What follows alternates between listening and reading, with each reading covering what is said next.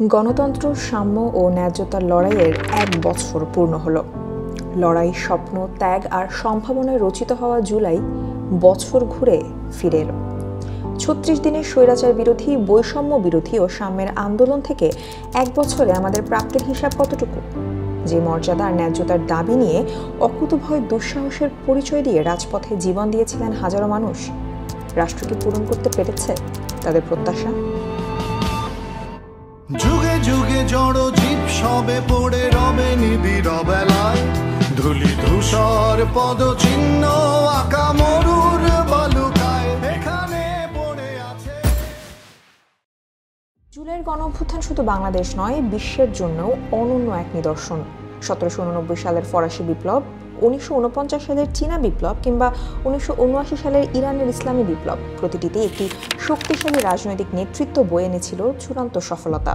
বিপ্লব ছাড়াও বিশ্বের বড় যে কোনো সফল আন্দোলনের দিকে তাকালে আমরা দেখতে পাবো কোনো না কোনো রাজনৈতিক নেতৃত্ব, রাজনৈতিক দল অথবা বিপ্লবী শক্তির প্রচেষ্টায় তা সংগঠিত হয়েছে। অথচ জুলাই অভ্যুত্থান এদিক দিয়ে একেবারেই অনন্য।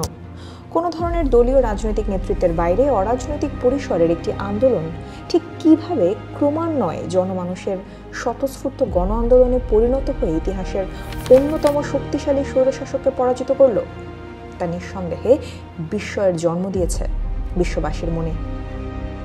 আন্দোলনের সূত্রপাত ঘটেছিল ২০২৪ সালের ৫ জুন হাইকোর্টের একটি রায়ের মাধ্যমে, যেখানে ২০১৮ সালের কোটা আন্দোলনের মধ্য দিয়ে বাতিলকৃত কোটা ব্যবস্থা পুনর্বহাল করার সিদ্ধান্ত জারি করা হয়। এই কোটা ব্যবস্থার মাধ্যমে ১৯৭১ সালে বাংলাদেশের স্বাধীনতা যুদ্ধে লড়াই করা মুক্তিযোদ্ধাদের সন্তান ও নাতি নাতনিদের জন্য সরকারি চাকরির ৩০% সংরক্ষণ করা হতো।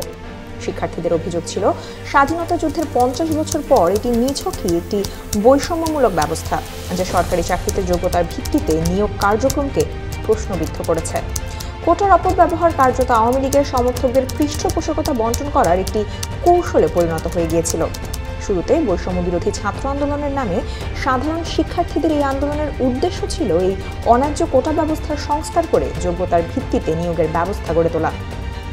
সাধারণ শিক্ষার্থীদের এই আন্দোলনই পরবর্তী ঘটনা প্রবাহে রূপ নিয়েছিল এক গণবিদ্রোহে। কোটা বিষয়ে শেখ হাসিনার একটি মন্তব্য বিস্ফোরক হিসেবে কাজ করেছিল সে সময়। তার মানে কি, মুক্তিযুদ্ধের সন্তান নাতিপুতিরা কেউ মেধাবী না, যত রাজাকারের বাচ্চারা নাতিপুতি হলো মেধাবী, তাই না? আন্দোলনকারী সাধারণ শিক্ষার্থীদের রাজাকারের বংশধর বলে যে অপমান শেখ হাসিনা করেছিলেন, তাতে ক্ষুব্ধ হয়ে ঢাকা বিশ্ববিদ্যালয়ের হল থেকে বেরিয়ে এসেছিলেন সহস্রাধিক শিক্ষার্থী। মধ্যরাতে ঢাকার রাজপথ কম্পিত হয়েছিল।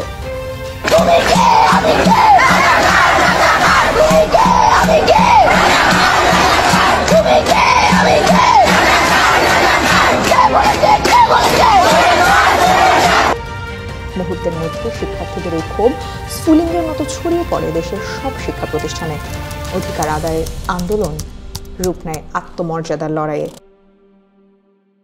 এই স্লোগানের প্রতিক্রিয়া স্বরূপ ১৫ জুলাই আওয়ামী লীগের সাধারণ সম্পাদক ওবায়দুল কাদের বলেছিলেন, ছাত্রলীগ একাই এই আন্দোলন দমন করার জন্য যথেষ্ট। এরপর ছাত্রলীগ ঢাকা বিশ্ববিদ্যালয়ের শিক্ষার্থীদের শান্তিপূর্ণ আন্দোলনে অত্যন্ত নৃশংস হামলা চালায়। অহিংস আন্দোলন পরিণত হয় সহিংসতায়।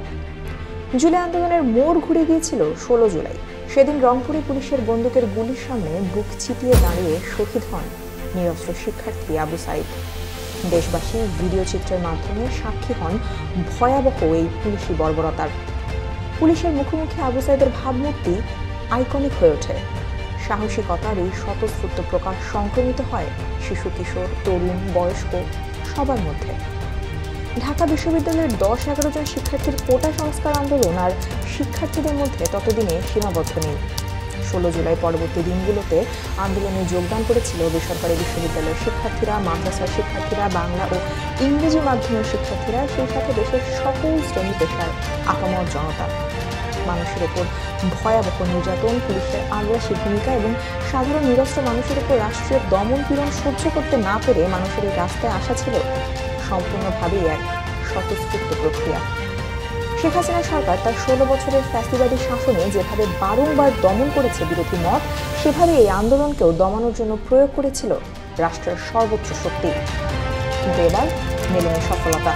পুলিশের গুলি এবং জীবনের ভয় উপেক্ষা করে দেশের সর্বস্তরের জনগণ গড়ে তুলেছিল এক দুর্ভেদ্য প্রতিরোধ ব্যবস্থা, যা কাঁপিয়ে দিয়েছিল হাসিনা শাহীর মসনদ।